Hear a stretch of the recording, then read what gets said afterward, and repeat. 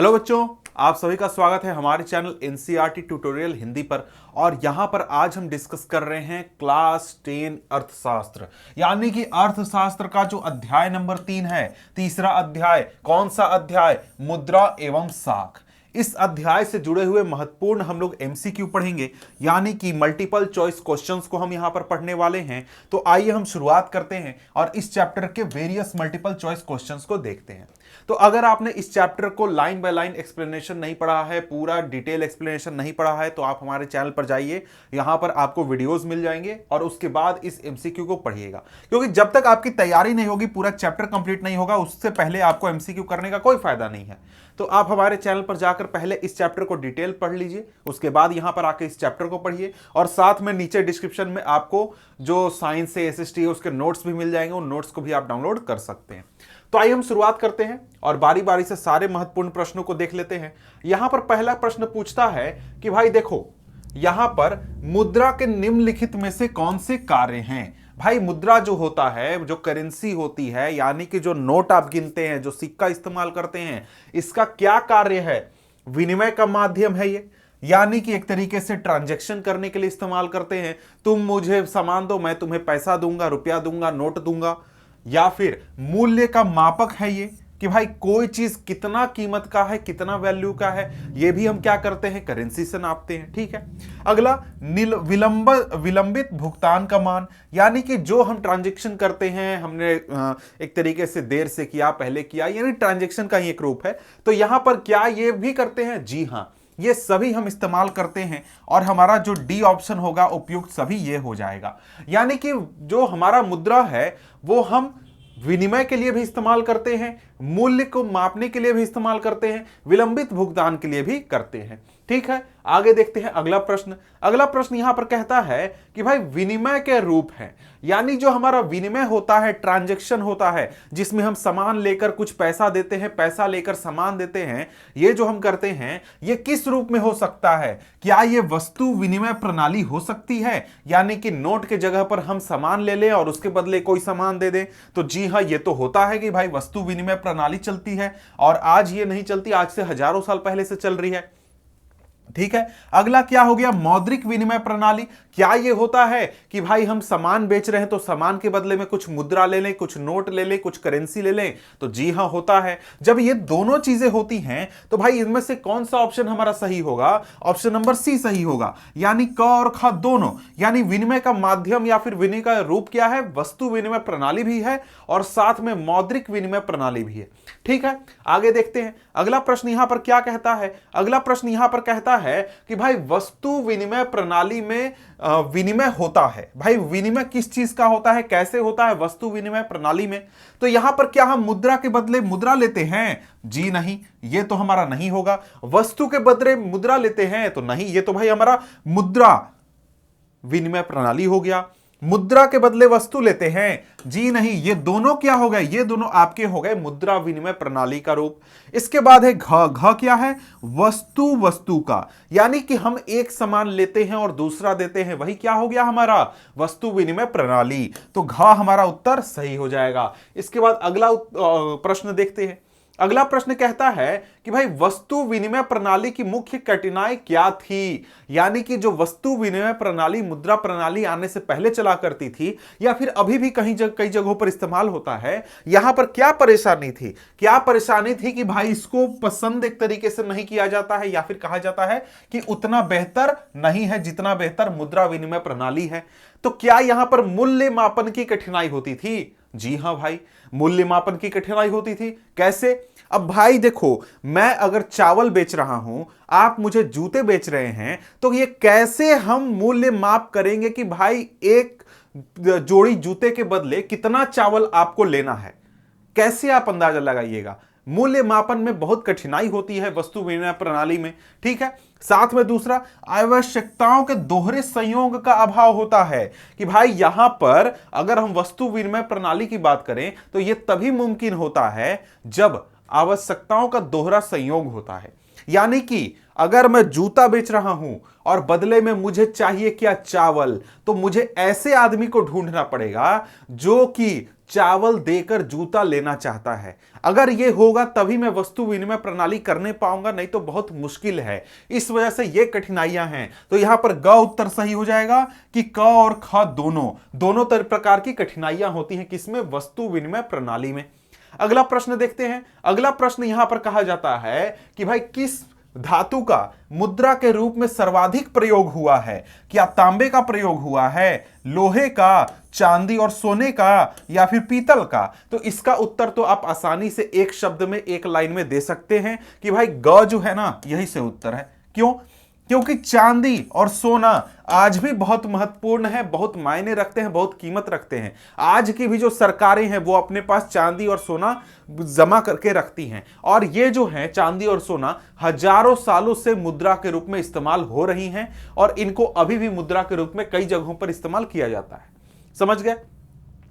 अब यहां पर बात करें तो यहां पर क्या कहा जाता है कि भाई ऋण की शर्तों में क्या सम्मिलित है, यानी कि अगर आपको ऋण लेना है या फिर ऋण देना है तो उसमें क्या क्या शर्तें होती हैं, शर्तों में क्या क्या चीजें लिखी जाती हैं, ये जरा सा देख लेते हैं। क्या जब ऋण दिया जाता है तो क्या वहां पर ब्याज दर का बात होता है? जी हां। आप कभी भी अगर बैंक का प्रचार देखिएगा, अगर ऐड आता है कि भाई लोन ले लो, लोन ले लो, वहां पर लिखता है कि बहुत मिनिमम शर्तें 5% सालाना या फिर 7% सालाना। तो ये क्या है? ये है आपका ब्याज दर। तो ब्याज दर होगा, ठीक है। अगला क्या है? समर्थक ऋण आधार। समर्थक ऋण आधार क्या होता है? मतलब कि अगर आप लोन ले रहे हैं, कर्ज ले रहे हैं, ऋण ले रहे हैं, तो वहां पर आपको अपनी कुछ प्रॉपर्टी गिरवी रखनी होती है, कुछ संपत्ति गिरवी रखनी होती है कि अगर आप वो पैसे नहीं ले जाने पाए, नहीं चुकाने पाया आपने, तो बैंक वो पैसा आपसे जब्त कर लेगी। तो क्या ये चीज होता है? जी हां, होता है। ऋण आधार आपसे देखा जाता है, और भी तरीके के ऋण आधार देखे जाते हैं, ठीक है।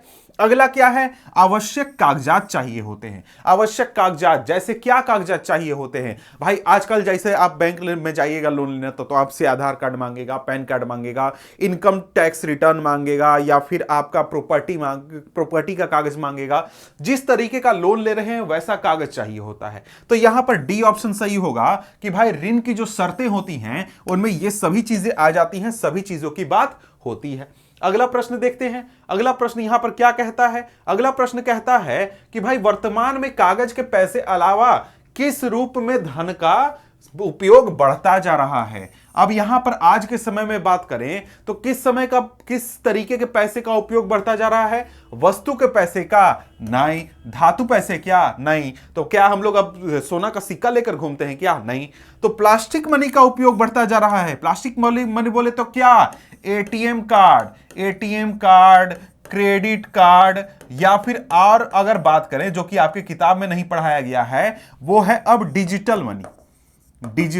डिजिटल मनी का भी उपयोग अब काफी ज्यादा बढ़ते जा रहा है, लेकिन ऑप्शन में आपको प्लास्टिक मनी ही बताया जाएगा और यही आपको टिक करना है, ठीक है। डिजिटल मनी जैसे आजकल आप लोग फोन पे, पेटीएम वगैरह इस्तेमाल करते हैं, यह भी आजकल बहुत पॉपुलर हो रहा है, ठीक है। अगला प्रश्न यहां पर कहते हैं, अगला प्रश्न यहां पर कहा जाता है निम्न में से कौन सा आधुनिक मुद्रा का एक रूप है?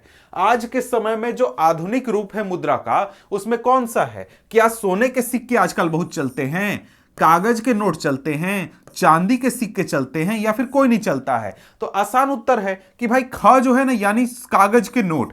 कागज के नोट आज एक तरीके से आधुनिक रूप में है, यानी आधुनिक मुद्रा का रूप है, जहां पर कागज पर कुछ सरकार जो है कुछ प्रिंट करके देती है और आप मैं आपस में क्या करते हैं, उस कागज का आदान प्रदान करके विनिमय करते हैं, ठीक है।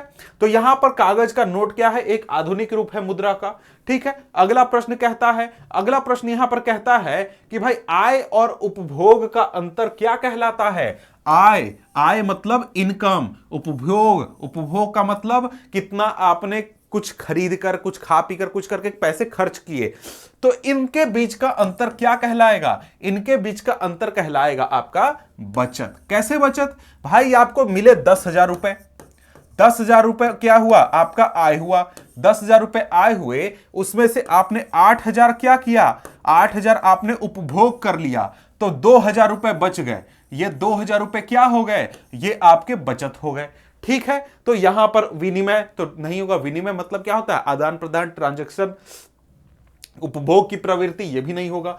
बचत आपका सही उत्तर है। अगला प्रश्न क्या कहता है? अगला प्रश्न यहां पर कहता है कि यहां पर कहता है कि भाई क्रेडिट या ऋण, जब भी ऋण लिया जाता है, जब भी क्रेडिट किया जाता है, तो इसमें जो समझौता है होता है वो किसके बीच होता है? ये तो बहुत मक्खन सवाल है, आसानी से आंसर कर सकते हैं कि भाई जो ऋण देने वाला है और जो ऋण लेने वाला है उनके बीच में होता है। जैसे ऋणदाता और उधारकर्ता, बिल्कुल सही जवाब है, एक लाइन में ही पहला आंसर ही सही है। यानी कि जो ऋण दे रहा है और जो ऋण ले रहा है, इन दोनों के बीच में क्या होगा? समझौता होगा। जैसे आप मुझसे ऋण लीजिएगा तो मैं आपसे कुछ कागज साइन करवाऊंगा, आपको तब पैसे दूंगा, ऐसे ही थोड़े दे दूंगा। तो यहां पर ये आपका क्या हो गया? ये उत्तर हो गया। अगला प्रश्न क्या कहता है? अगला प्रश्न यहां पर कहता है कि सिक्कों के प्रयोग से पहले निम्नलिखित में से कौन सी वस्तु का मुद्रा के रूप में प्रयोग किया जाता था? तो यहां पर सबसे सही उत्तर क्या है? क्या अनाज होता था, क्या मकान होता था, क्या खेत दुकान क्या होता था? तो अनाज सही उत्तर है। यानी कि जो लोग थे जिन्होंने शुरुआत में पहली दफा या फिर शुरू में जब मुद्रा का उपयोग आया तो सबसे पहले अनाज को एज अ मुद्रा इस्तेमाल किया जाता था, मुद्रा के रूप में। यानी कि आपको गाय बेचना है, इतना बोरा मुझे अनाज दे दो, आपको कुछ बेचना है, अनाज दे दो, अनाज ले लो। यानी कि जैसे आज हम लोग नोट का ट्रांजैक्शन करते हैं, पहले शुरुआत में लोग क्या करते थे? अनाजों का ट्रांजैक्शन करते थे। ठीक है, अगला प्रश्न देखते हैं। अगला प्रश्न कहता है कि भाई भारत में कागजी नोट का प्रचलन कौन करता है? किसके द्वारा भारत में कागजी नोट चलाए जाते हैं? Reserve bank of India, state bank of India, Punjab national bank, इनमें से कोई नहीं। तो भाई उत्तर बहुत ही आसान है, उत्तर है आपका रिजर्व बैंक ऑफ इंडिया। ये भारत का एक तरीके से केंद्रीय बैंक है जो भारत में पूरा बैंकिंग सिस्टम पर नजर रखता है, पैसे पर नजर रखता है, नोट छापने का यही काम करता है, और भी पैसों से जुड़े हुए सारी जो चीजें हैं वो किसके द्वारा की जाती है? आरबीआई यानी कि रिजर्व बैंक ऑफ इंडिया के द्वारा किया जाता है। स्टेट बैंक ऑफ इंडिया और पंजाब नेशनल बैंक क्या है? एक तरीके के बैंक है जिसमें कि आप क्या कर सकते हैं? पैसे जमा कर सकते हैं। अगला प्रश्न यहां पर कहता है, अगला प्रश्न कहता है कि भाई धनी परिवारों के लिए साख का मुख्य स्रोत क्या है? यानी कि सबसे अच्छा, सबसे महत्वपूर्ण धनी परिवारों के लिए साख का स्रोत कौन सा है? अनौपचारिक क्षेत्र, औपचारिक क्षेत्र, अनौपचारिक तथा औपचारिक क्षेत्र, इनमें से कोई नहीं। भाई जरा सा सोचिए, जो आदमी लोन लेता है वो क्या करता है? जो मतलब पैसे वाला है वो अगर लोन ले रहा है तो वो क्या करेगा? वो अनौपचारिक यानी कि जाकर साहूकार से पैसे ले लेगा? नहीं, वो जाकर कहां जाएगा? बैंक में जाएगा। बैंक में अगर वो जाता है तो उसको लोन मिल जाता है। क्यों? क्योंकि उसके पास जितने भी जरूरी कागजात होते हैं वो होते हैं। जैसे उसका इनकम है लगातार तो इनकम प्रूफ है उसके पास, और भी जो भी कागज चाहिए, जो शर्तें चाहिए बैंक के द्वारा उधार देने के लिए, वो उसके मिल पाते, उसके पास होते हैं। अगला प्रश्न कहता है कि भाई कुल जमा का वह हिस्सा जो एक बैंक अपने पास नगद में रखता है, ये शून्य होता है, छोटा अनुपात होता है, एक बड़ा अनुपात होता है, 100% होता है। यानी कि जो बैंक है उसके पास जितना पैसा जमा होता है, यानी कि सभी लोगों ने मिलकर मान लीजिए कि कितना जमा किया? 100 करोड़ जमा किया, तो वहां पर बैंक जो है उसमें से कुछ पैसा अपने पास बैकअप के रूप में रखेगा, लगभग 20 करोड़ या फिर 30 करोड़। यहां जो ये काम है कि कितना पैसा बैंक रखेगा ये आरबीआई तय करता है।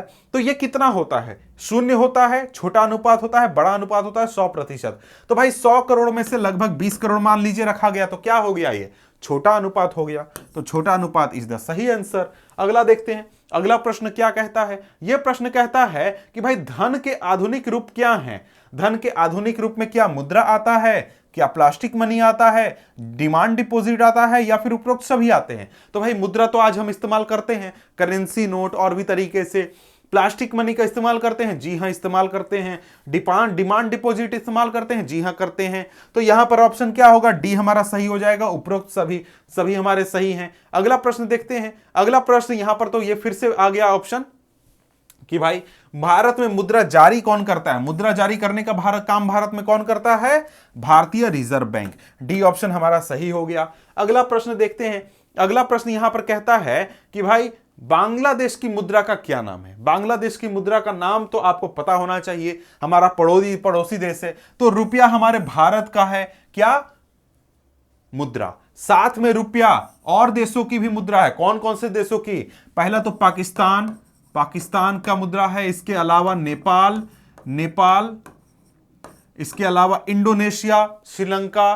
तो यहां पर रुपया चलता है, उनका नाम जैसे रुपया ऐसे करके बोला जाता है, लेकिन रुपया क्या है, पाकिस्तान का करेंसी है। करेंसी मतलब ऐसा नहीं कि जो नोट हम यहां भी इस्तेमाल करते हैं वही पाकिस्तान में होता है, नहीं, वहां का नोट अलग है, वहां का सब चीज अलग, केवल उसका नाम रुपया है, ठीक है।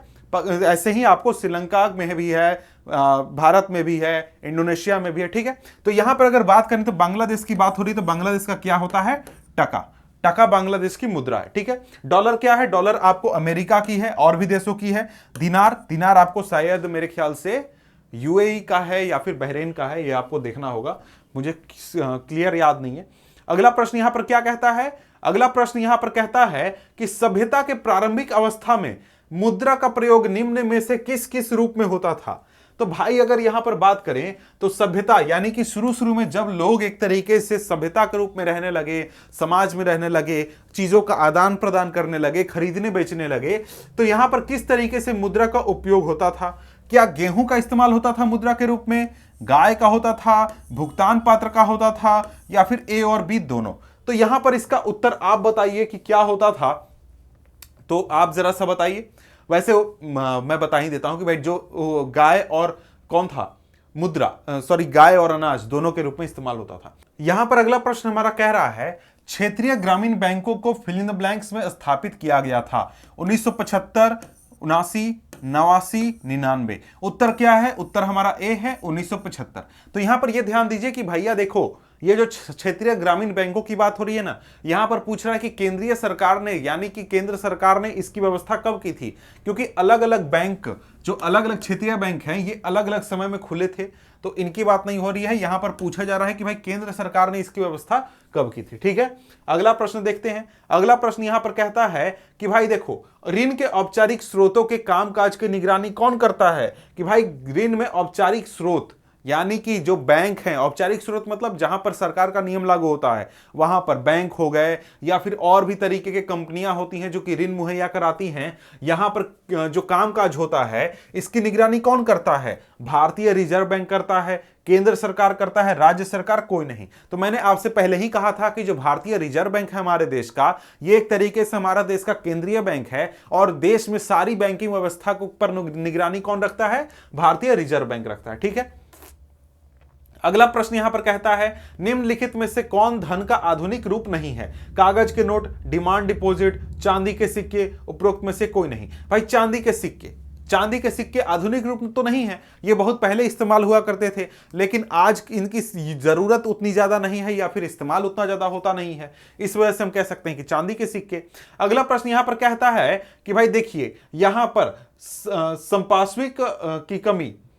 संपार्श्विक की कमी की समस्या को दूर करने के लिए उधारकर्ताओं की सहायता कौन करता है। यहां पर यह काम करता है कौन, स्वयं सहायता समूह। यानी कि स्वयं सहायता समूह यानी कि सेल्फ हेल्प ग्रुप होते हैं, जो जहां पर लोग एक तरीके से आपस में जमा होते हैं, पैसे जमा करते हैं और उसको जमा पूंजी को एक तरीके से गिरवी रख के क्या करते हैं, ऋण ले लेते हैं, ठीक है। यहां पर कह रहा है कि ऋण के औपचारिक स्रोत की पहचान करिए। औपचारिक स्रोत इनमें से कौन सा है, क्या सहकारी समिति है, साहूकार है, व्यापारी है, जमींदार है। तो भैया देखो, यहां पे जब आप उधार लीजिएगा, जब आप कर्ज लीजिएगा साहूकार से, तो वो अपने मन से काम करेगा, उस पर कोई कंट्रोल नियम कानून नहीं लागू होता है। व्यापारी भी जब आपको ऋण देगा तो अपने मन से देगा, अपने हिसाब से देगा। जमींदार भी जब आपको ऋण देगा तो उसी तरीके से देगा। लेकिन सहकारी समिति जो होता है, इसके लिए सरकारी प्रावधान है, कई सारे सरकार में नियम है कि भाई सहकारी समिति कैसे काम करेगा, क्या हो सकता है, नहीं हो सकता है। तो ये क्या हो गया, ये एक तरीके का औपचारिक स्रोत हो गया हमारे लिए ऋण का। अगला प्रश्न यहां पर कहते हैं कि यहां पर अगला प्रश्न है कि निम्नलिखित में से बांग्लादेश के ग्रामीण बैंकों से कर्ज लेने वाले अधिकांश कौन हैं। तो भाई बांग्लादेश में जो ग्रामीण बैंक है उनसे अधिकांश जो कर्ज लिए जा रहे हैं वो महिलाएं ले रही हैं, ठीक है। अगला प्रश्न देखते हैं। अगला प्रश्न यहां पर कहते हैं कि भाई निम्नलिखित में से साहूकार उधार राशि पर ब्याज लेता है। कितना ब्याज लेता है ये तो नहीं पूछा जा रहा है, पूछा जा रहा है कि ज्यादा लेता है या फिर कम लेता है। बहुत अधिक लेता है, बहुत कम लेता है, समान लेता है, कुछ नहीं लेता है। तो भाई बहुत अधिक लेता है, और इसी वजह से कहा जाता है कि जो साहूकार होते हैं या फिर जो इनफॉर्मल तरीका है, यानी कि अनौपचारिक स्रोत हैं ऋण के, वो बहुत ही एक तरीके से कष्टदायक होते हैं ऋण लेने वालों के लिए, क्योंकि वहां पर ब्याज बहुत ज्यादा लगाया जाता है। अगला प्रश्न यहां पर कहता है बैंक ऋण नहीं देते हैं। किसको बैंक ऋण नहीं देते हैं? छोटे किसानों को, हाशिए के किसानों को, उद्योगों को, उचित संपार्श्विक और दस्तावेजों के बिना। तो भाई अगर आप बैंक में जाइएगा ऋण लेने और आपके पास कोई दस्तावेज नहीं है, कैसा दस्तावेज? आपके पास कोई जमीन के कागजात नहीं है, आपके पास अपना कोई इनकम सोर्स यानी कि आपकी आमदनी का स्रोत दिखाने का कोई कागज नहीं है, आपका कुछ ट्रांजैक्शन नहीं है बैंक में आदान प्रदान जिससे बैंक को यह लगे कि यह आदमी पैसे चुका सकता है, तो आपको क्या करेगा? बैंक ऋण देने से मना कर देगा।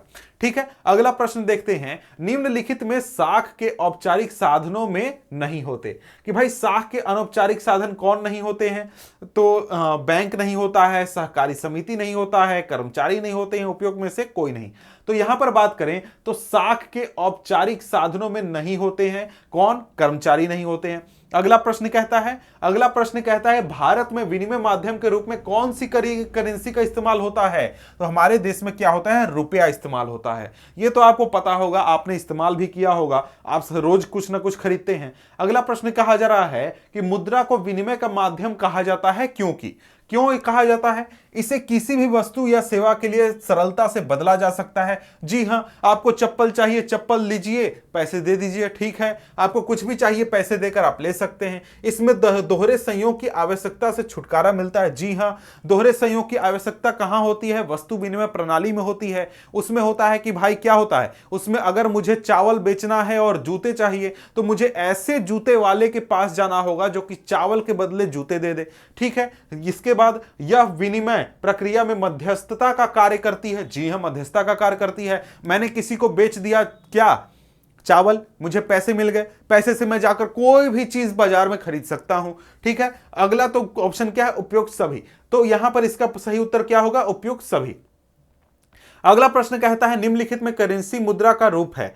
करेंसी मुद्रा का कैसा रूप है? सबसे पुराना, आधुनिक, दोनों का वो उपयुक्त में से कोई नहीं। तो भाई आधुनिक रूप है। ये तो काफी आसान प्रश्न है। ठीक है, तो यहां पर इस तरीके से जो ये हमारा अध्याय था, अध्याय कौन सा? मुद्रा एवं साख, इससे जुड़े हुए सारे महत्वपूर्ण जो एमसीक्यू थे वो क्लियर हो गए, और आगे और भी एमसीक्यू आएंगे तो वो भी मैं बना दूंगा। तो मिलते हैं आपसे हम अगले वीडियो में किसी और टॉपिक के साथ, किसी और चीज के साथ। तब तक के लिए गुड बाय।